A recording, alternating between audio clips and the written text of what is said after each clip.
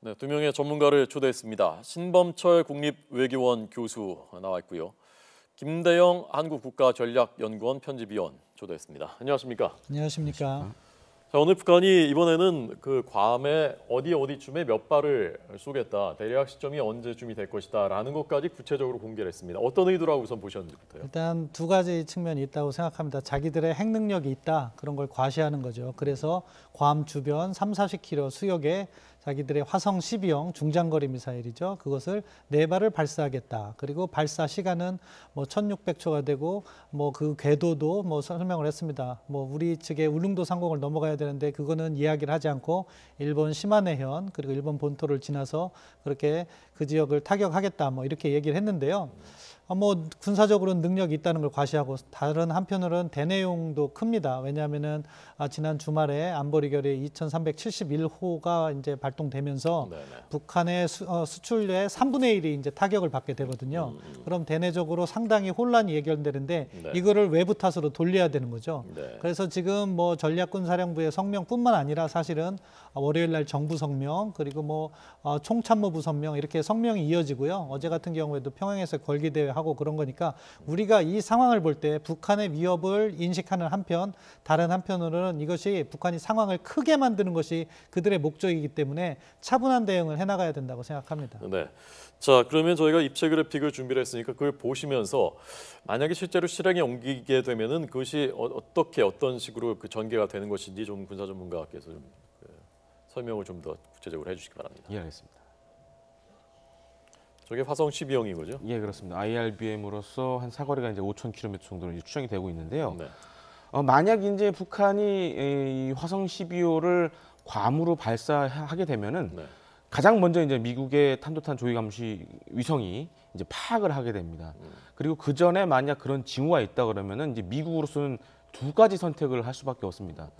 우선 하나는 요격에 방점을 두느냐, 아니면은 이번 기회에 이러한 근원이 될 수 있는 미사일을 선제 공격하느냐 이런 선택의 기록에 놓이게 되고요.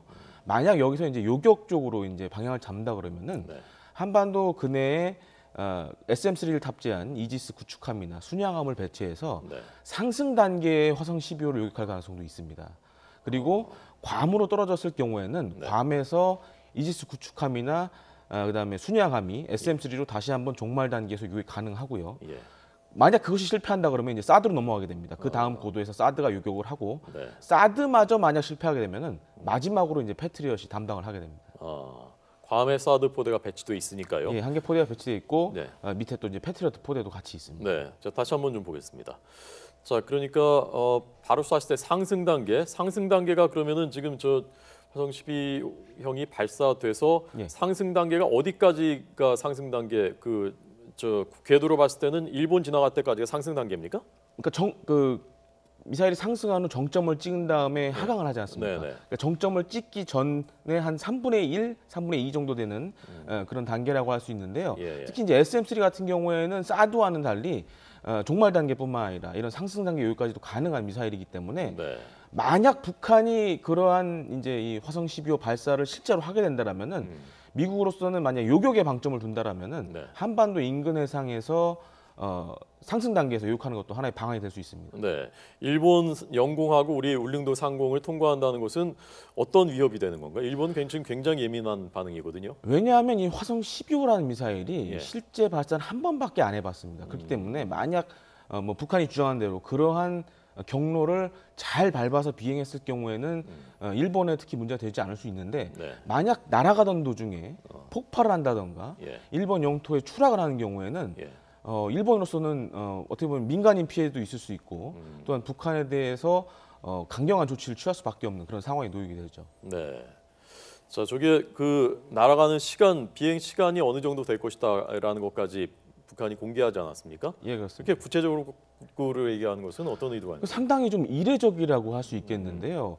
그만큼 이제 자신들의 그런 탄도미사일 기술이 성숙돼 있고 우리가 마음만 먹으면은 얼마든지 괌을 향해서 우리가 만든 미사일 쏠 수 있다라는 그런 의지를 좀 국제사회에 보여주려는 그런 걸로 보여집니다. 네, 그 비행 시간은 통상 그 군사 전문가들이 보는 그것하고 비슷하게 일치하는 겁니까? 사실 이제 북한이 이렇게 주장을 했지만은 실제 발사에서 과연 그렇게 똑같이 적용될지는 사실 좀 미지수고요. 특히 이제 화성 12호 같은 경우에는 그동안 이제 발사를 한 번밖에 안 했기 때문에 아직까지 이제 뭐 우리나라를 비롯해서 뭐 미국이라든가 데이터가 많은 상황은 아닙니다. 예. 지난 5월에 한번 발사하고 그 다음에는 아직 한 번도 하지 않은 거죠. 예, 한 번도 안 했고 화성 14호 바로 이제 대륙간 탄도미사일로 넘어왔기 때문에 네. 그만큼 데이터가 굉장히 적은 그런 탄도미사일이라고 할 수 있겠습니다. 네. 자, 왜 괌을 적시한 것인지 저희가 앞서도 좀 설명드렸습니다만은 괌이 어떤 전략적인 가치를 가지고 있는 것인지 왜 괌 얘기하는 것인 좀 부연 설명해 주시죠. 예, 뭐 괌이 기본적으로 미국의 전략 자산이 거기에 배치돼 있는 거고 네. 한반도 유사시에 전략 자산이 괌으로부터 출발을 하게 됩니다. 그 전략 자산은 항공기 차원에서는 뭐 B1, B2도 될 수 있고 뭐 잠수함도 그쪽에 그 기지가 있으니까 그쪽에서 출발할 수 있어서 괌을 타겟으로 하는데 그 배경에는 지금 북한이 검증된 거, 자기 스스로 이렇게 검증됐다고 밝히는 것이 화성 12형이 최장거리입니다. 그렇기 때문에 그것으로 가장 멀리 이렇게 보낼 수 있는 그 지역을 택한 거죠. 그러니까 전략적 중요성과 자기의 능력의 최대치를 보인 거고요. 만약에 계속해서 화성 14형까지 이렇게 개발이 되면은 하와이, 미국 본토, 앞으로 이러한 위협은 일상적인 거다. 그렇게 저희가 이제 받아들여야 될 것 같고 거기에 대한 대응이 필요하고요. 한 가지 요격 문제가 있는데 요격 문제에서 SM3 같은 경우에는 아까 말씀 잘 해주셨는데 일본 해역이나 이쪽에서 배치됐을 때 아직은 이게 500km 정도밖에 지상에서부터 커버가 안 되기 때문에 그 SM3로 요격하기는 쉽지 않을 것 같습니다. 따라서 중간 요격 단계는 쉽지 않을 것 같고요. 500km라는 건 고도 그렇습니다. 고도 500km 이상으로 지나갈 가능성이 높거든요. 일본 수역 정도에서는. 그래서 가장 뭐 미국이 지금 미국 언론에서도 나오는 것이 괌에 있는 사드로 얼마만큼 막을 수 있는 것인가 하는 부분이 있고요. 또 발표 중에 조금 이렇게 착안되지 않는 부분, 언론에서 잘 안 나오는 부분이 북한이 괌 수역, 괌 인근에 30에서 40km라고 얘기를 했습니다. 그건 뭐냐면 북한 스스로도 이 정확도가 한 10km 차이는 있다고 이렇게 판단한 게 아닐까 생각합니다. 그런데 사실 핵미사일 같은 경우에는 뭐 1, 2km 정도의 그 원형 공산 오차, 정확도가 달라도 그 폭발력도 인해서 커버가 되지만 10km, 20km는 아직 기술적으로 좀 떨어진 수준이다. 북한 스스로 자인하고 있는 게 아닐까 그렇게 생각합니다. 네. 이것도 우리가 미리 걱정을 해야 되는 건지 모르겠습니다만 오차가 10km, 20km 정도 날 수가 있다고 본인들도 생각을 한다면 그게 30km, 40km 이상 오차가 더 나서 섬에 떨어질 수도 있는 거 아닙니까? 그렇기 때문에 위험한 겁니다. 미국에서 아까 잘 지적해 주셨는데 북한이 이제 만약에 괌을 타겟으로 하는 뭐 화성 12형을 발사한다 하는 얘기를 했기 때문에 유사한 작전에 돌입했을 때 미국에서 화성 12형이 발사가 준비되고 있을 때 이것이 어디를 향하는지 모릅니다. 또한 그 탄두가 재래식 탄두가 틀렸는지 아무것도 안 실렸는지 핵 탄두가 실렸는지도 모릅니다. 따라서 군사작전을 심각하게 고려할 수 있는 단계로 넘어가거든요. 사실 북한 측에서는 그러한 목적을 이미 이해하고 그것을 활용하려는 것 같아요. 가능하면은 자기들의 위협을 크게 보이려 하고 그래서 미국에 대해서 자신들의 핵보유국임을 인정하는 그런 어떻게 강화 외교 전략으로 나가고 있다가 보는데 아무튼 북한의 행동은 상당히 위험한 행동이고 미국에서도 군사작전을 심각하게 고려하는 상황이 앞으로 전개될 것이다 그렇게 봅니다. 네, 그러니까 30km, 40km 떨어진 곳에 네 발 쏘겠다라고 하는 것은 그런 정도의 정확성이 안 될 수도 있다라는 것까지 감안해서 한 것 같다. 그 분석엔 동의하십니까? 예, 그렇습니다. 근데 문제는 30km, 40km가 중요한 게 아니라 사실 이제 2차 대전도 사실 일본이 진주만을 공습하면서 미국이 참전한 거 아닙니까? 그다음에 9.11 테러도 뉴욕과 워싱턴에 공격을 해서 이후에 아프간전, 이라크전이 계속 지속됐고요. 그러니까 만약 이게 괌 근처에만 떨어져도 미국 입장에서는 이제는 북한을 보는 시각이 완전히 달라질 수밖에 없다는 겁니다. 그러니까 선제 타격에 오히려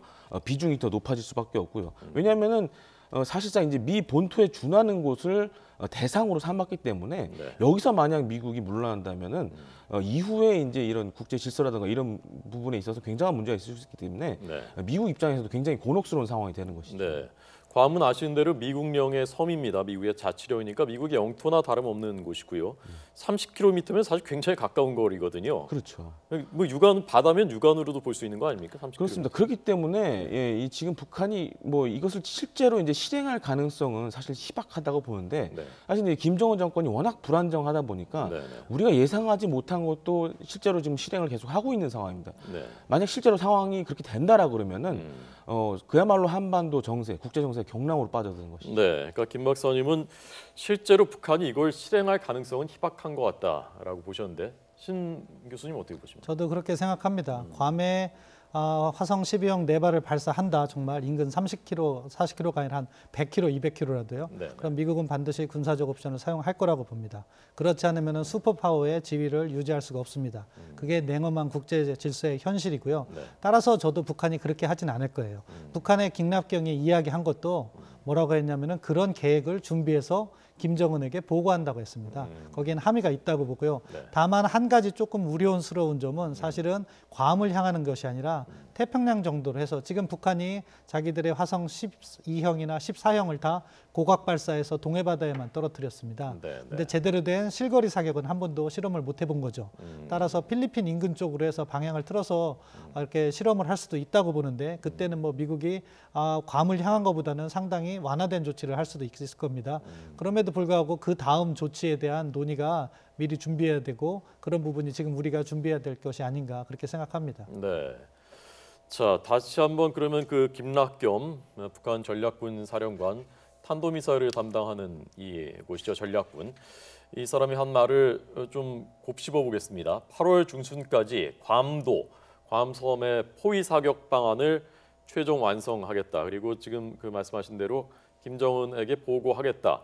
발사 대기 태세에서 명령을 기다리겠다. 그러니까 최종 결단은 김정은이 한다. 이제 그런 얘기인 거죠. 거의 그 재량을 이제 준 거죠. 그러니까 봐라 뭐 그런 의미인 것이군요. 말씀드린 것처럼 봐라 우리가 이렇게 구체적인 핵 능력이 있다. 전술적으로 핵을 사용할 수 있고 우리 지도자인 김정은이 명령만 내리면 언제든지 미국 너희들과 핵 전쟁을 할 의지가 있다. 이렇게 과시를 하는 거죠. 그 이면에는 내부 정치적인 측면이 있고 대외적으로도 핵보유국 지위를 인정받기 위해서 이렇게 하는데 이게 우리가 이제 고민해야 될 부분은 앞으로도 계속된다는 겁니다.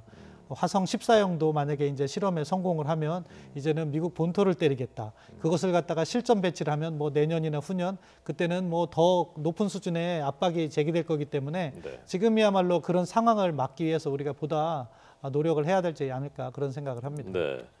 막기 위해서 노력을 해야 되는데 방안이 마땅치 않다는 게 문제죠. 사실 방안은 있는 겁니다. 왜냐하면은 우리가 갖고 있는 옵션을 외교적인 옵션과 군사적인 옵션으로 나누어 볼 때요. 외교적인 옵션은 지금 이번에 안보리 제재 결의에서 우리가 얻어내지 못한 게 있습니다. 북한에 대한 원유 송출 중단이라든가 노동자 환송 이것을 사전에 미리 협력을 해야죠. 미국하고 협조해서 만약에 북한이 괌이 아니라 필리핀 쪽으로라도 화성 12형이나 14형을 발사한다면은 다음 단계의 제재는 반드시 원유 송출 중단으로 가야 된다 하는 논의를 해야 되는 거고요.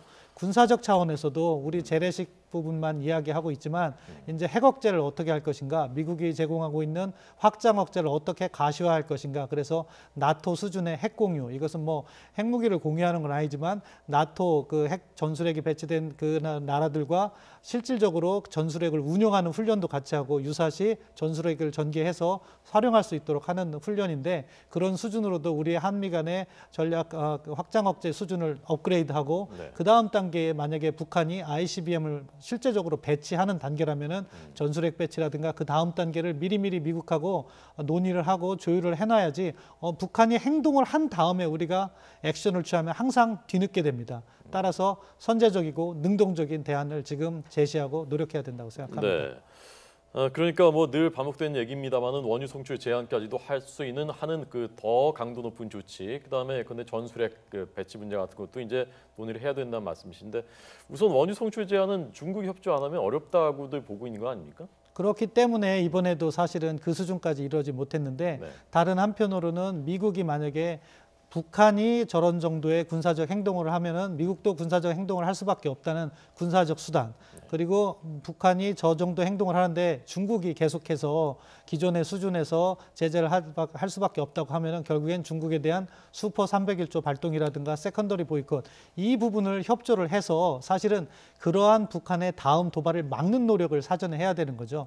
우리는 뭐 사실 모를지 모르지만 미국과 중국 간에 또 중국과 북한 간에 어떠한 전략적인 대화 수단이 있을 겁니다. 그런 채널을 통해서 북한의 도발을 막는 것이 가장 바람직한 방법이라고 생각합니다. 네, 트럼프 대통령이 Fire and Fury, 화염과 분노 얘기를 했는데 지금 평양은 정말 괌에다가 네 발을 30-40km 정도로 사방에 포위해서 만약에 쏜다면 화성 12형을 쏜다면 그러면 미국이 가만히 있지 않을 것이다. 군사적인 조치를 할 것이다. 라고 인식을 하고 있을까요? 아니면 그렇게 하더라도 미국이 쉽게 움직이지 못할 것이다라고 생각하고 있을까요? 북한 입장에서도 말은 꺼냈지만은 지금 이 다음 미국이 과연 어떤 액션을 취할 것인가에 대해서 네. 걱정을 많이 하고 있을 겁니다. 실제적으로 이제 그 미국이 아직까지 꺼내지 않은 전략 자산 중에 하나가 네. 이제 오하이오급 전략 핵 잠수함이라고 해서 SLBM 핵탄두를 탑재한 SLBM을 거의 마지막 제가 봤을 때 마지막 전략 자산이라고 보는데요. 네. 북한이 만약 그러한 액션, 특히 이제 괌에 미사일을 쏜다 그러면은 향후 이제 미국에서 군사적으로 할 수 있는 조치 중에 하나가 이 오하이오급 핵잠수함을 한반도 인근으로 초계 활동을 시키는 방법이 하나 있습니다. 그렇게 되면은 북한의 입장에서도 기존에 예를 들어서 항공모함이라든가 뭐 스텔스 전투기, B-1B 같은 경우는 사실 이제 재래식 무기인데 이 오하이오급 핵잠수함 같은 경우는 핵을 탑재하고 있는 잠수함이기 때문에 네. 북한에게 굉장한 메시지가 될 수 있고요. 특히 주목할 것이 오늘 매티스 미 국방장관이 미 서해안에 있는 이 오하이오급 SSBN 기지를 방문했습니다. 그게 어디 있습니까? 그게? 그게 이제 워싱턴주에 있는데요. 키스텝이라는 곳에 있는데. 미국의 서해안에. 예, 그래서 거기 있는데 예. 그 기지가 이제 태평양 주변에 이 오하이오급 SSBN의 주 기지라고 할 수 있겠습니다. 오늘 마침 이제 북한이 오늘 발표한 날 그 방문했는데요. 네네. 향후 아마 이제 미국이 꺼낼 수 있는 군사적인 카드 중에 하나가 바로 이 오하이오급 SSBN을 이 한반도 주변 지역에 초계 활동을 하면서 어떻게 보면 우리나라와 일본을 좀 안심시키는 그런 노력을 할 가능성도 충분히 있어 보입니다. SLBM을 탑재한 핵잠수함이 한반도 주변에서 초계 뭐라고 하죠? 초계 활동. 활동을 하면은 북한에 어떤 위협이 되는 거죠? 기존까지는 사실 이제 그 미국의 기존 전략 자산들은 대부분 이제 재래식 무기였는데 핵이 없는 무기들이 한반도에 많이 왔었는데요. 네네. 이제는 정말 핵탄두를 가진 그런 전략 자산이 한반도 구체에 상시 대기하고 있다는 거죠. 네네. 그러니까 만약에 미국의 입장에 따라서 물론 이제 우리나라 이제 작게 501호라는 게 있지만은 미국은 또 작게 8010이라는 것도 있습니다. 이건 핵전쟁용 작전 계획인데 북한 같은 경우에 지금 상태로 계속 가다 보면은 네. 북한은 대량 살상 무기를 다 가지고 있고요. 또한 그것을 사실 김정남을 통해서 사용도 해봤고 네. 핵 개발도 사실상 완성 단계에 와 있기 때문에 예. 미국의 입장에서는 작게 8019 특히 이제 핵 선제 공격의 그런 충족 조건을 다 가지고 있습니다. 북한 현재 상황이. 그렇기 때문에 미국 입장에서는 이러한 핵 전력을 한반도에 투사함으로써 북한에게 굉장히 강력한 그런 입장을 취할 수 있는 것이겠죠. 만약에 그렇게 된다면 아까 그 신 교수님 말씀하신 전술핵 재배치하고 똑같은 효과가 있는 거 아닙니까? 그렇죠. 뭐 그렇기 때문에 우리 정부도 사실은 전술핵 재배치는 아직 이야기를 하지 않고 있고 네. 미국의 전략 자산의 상시 배치, 그러니까 한반도 수역에 항상 머무르게 하는 그런 노력을 하고 있습니다. 지금은 작년 10월에 한미 국방장관 간의 그 SCM에서 합의된 정기적 배치입니다. 훈련 때나 이렇게 오는 것을 합의한 상황인데 상시 배치를 저희가 이제 추구해서 미국으로부터 얻어내야 되는 거고요. 말씀하신 대로 미국의 전략 잠수함 그 공개적으로 어느 위치에 있다는 건 사실 밝히지 않습니다. 전략 무기이기 때문에. 다만 메시지 차원에서 한반도 인근에 머문다 하면은 아까 같은 경우 만약에 북한이 자기들이 화성 12형을 괌으로 발사하면은 그 날아가는 사이에 동해에 있는 미국의 전략 잠수함에서 먼저 핵 공격을 할 수도 있는 그러한 강력한 군사력이 있기 때문에 네. 북한의 행동을 억제하는 그런 측면은 있을 거라고 생각합니다. 네. 자, 다시 한번 보여드리겠습니다. 이게 화성 12형인데요. 그러니까 중장거리 탄도미사일 IRBM, 인터미디엇 레인지 발리스틱 미사일이라는 겁니다. ICBM 바로 그 전 단계죠. 그보다 사거리가 좀 짧은 5,000km 정도 날아가는 이것을 동해안 쪽에서 쏴서 우리 울릉도 지나서 일본 상공을 통과해서 괌까지 3,500km 정도 되는 거죠, 거리가. 예. 네, 거기까지 가서 괌을 사방으로 포위해서 네 발을 떨어뜨리겠다. 그러니까 섬에서부터 30-40km 정도 떨어지게 탄착군을 형성하겠다. 1,065초간 그러면 비행을 하게 될 것이다. 라는 것이 오늘 이제 북한의 이른바 전략군이 공개한 자신들의 계획입니다. 자, 얘기가 나온 김에요. 그러면 전략 핵하고 전술핵 무기하고 많은 분들이 아십니다만은 어떤 차이가 있는 건지 좀 개념을 조금만 더 쉽게 좀 설명해 주세요. 전술핵 같은 경우에는 사실 이제 사정거리도 짧고 네. 그밖에 이제 파괴력도 사실 전략 핵에 비해서는 적습니다. 근데 문제는 이제 어느 특정 정당에서 자꾸 이제 전술핵 재배치를 얘기하시는데요. 네. 근데 한반도 같은 경우에는 남북한에 대치하고 있는 거리가 짧기 때문에 전술핵을 잘못 갖다 놨을 경우에는 북한의 선제 공격에 이 전술핵이 무력화될 수 있다는 그런 문제점이 있습니다. 그렇기 때문에 이 전술핵 문제에 있어서는 좀 신중한 접근이 필요하고요. 또한 이제 미국 같은 경우에는 전술핵이 지금 상황에서는 이제 항공기에서 투하하는 전투기에서 투하하는 그런 폭탄 종류밖에 없습니다. 네네. 과거에는 정말 여러 종류가 있어요. 우리나라에 정말 다양한 종류의 전술핵이 배치됐었고 특히 이제 핵포탄 같은 것도 있었는데요. 155mm 자주포나 견인포에 쏠 수 있는 네. 그런 핵포탄도 있었는데 지금은 사실상 그런 것들이 다 이제는 사용을 안 하고 아까 말씀하신 잠수함에 탑재할 수 있는 것은 그것도 전술핵 아닙니까? 그건 전략핵입니다. 전략핵입니까? 그러니까 미국은 사실 지금 핵의 중심이 핵무기의 중심이 사실상 전략핵 쪽에 맞춰져 있고요. 네. 특히 이제 그 오하이오급에 탑재하는 트라이던트 같은 경우에는 사실은 굳이 한반도까지 안 와도 태평양상에 쏴도 북한에 어디든지 공격할 수 있는 그런 능력을 가지고 있습니다. 하지만 이제 미국 입장에서 예를 들어서 이제 우리나라에서도 전술핵 재배치 얘기가 나오고, 그다음에 일본도 사실 지금 불안한 상황 아닙니까? 이제 북한의 이런 미사일 위협에 대해서 네네. 뭔가 이 동맹국들을 안심시키기 위해서 예. 이런 전략 핵 잠수함을 이제 초계 활동을 벌이는 그런 군사적 시위도 할 가능성이 충분히 있어 보입니다. 네. 자, 마지막으로 신 교수님께서 지금 그 미국의 판단, 전략적인 판단은 과연 어떤 것일지, 어떤 속내를 갖고 있는 것이라고 생각하시는지 마지막으로. 미국도 한반도에서 전쟁은 할 수 없다는 걸 잘 알고 있을 겁니다. 트럼프 대통령이 계속해서 이렇게 강력한 이야기하는 거는 두 가지 측면이 있다고 생각합니다.